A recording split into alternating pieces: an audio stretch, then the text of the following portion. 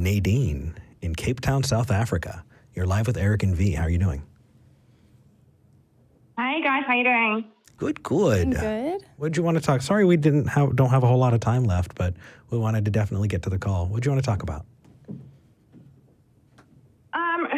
Okay, I converted about 2 years ago, and around about the same time, I kind of felt guilty for not telling my mom about it because I was raised in a very fundamentalist Christian family, and we live about 2,000 miles apart. So I gave her a call and I said, okay, listen, I know this is not the ideal conversation to have over the phone, but I don't believe what you do anymore.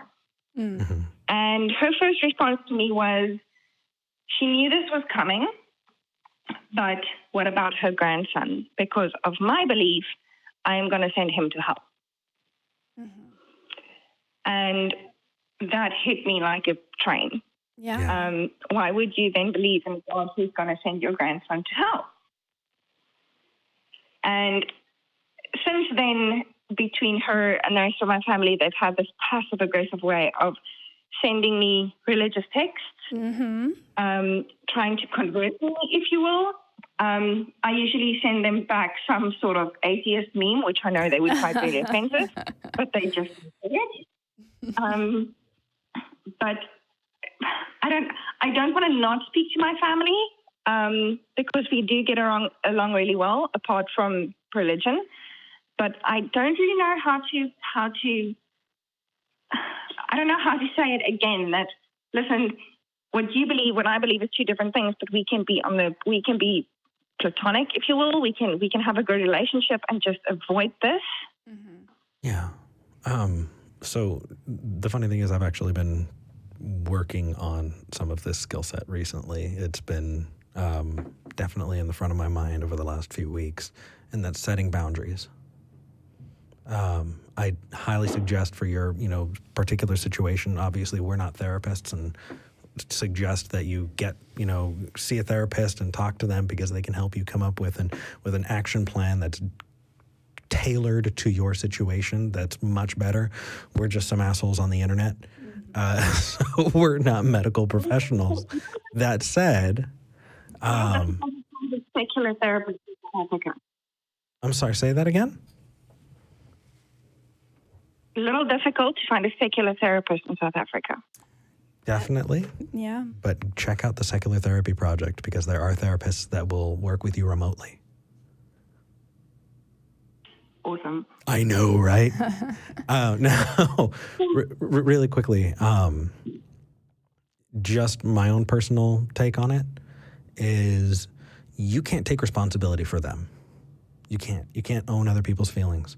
And it hurts and it sucks and it's something that I have to remind myself constantly, and it feels like it's a lesson that I'm never going to fully learn.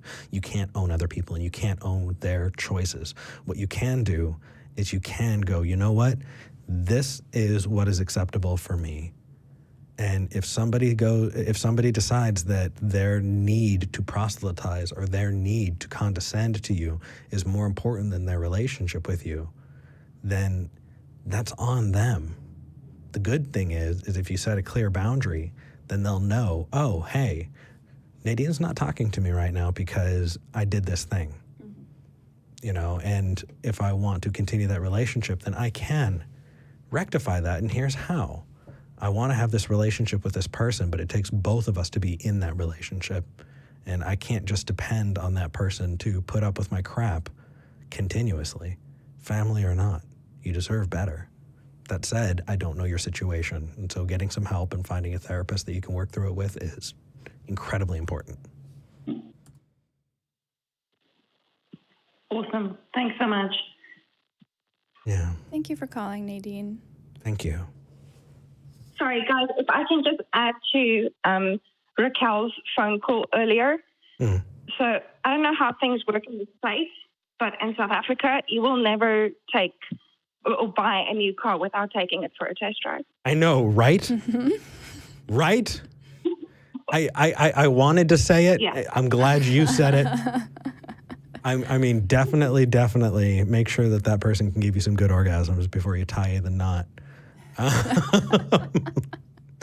Nadine, thank you. I hope you have a wonderful rest of your day. Take care. Thanks, guys. Have a good Sunday. Will do.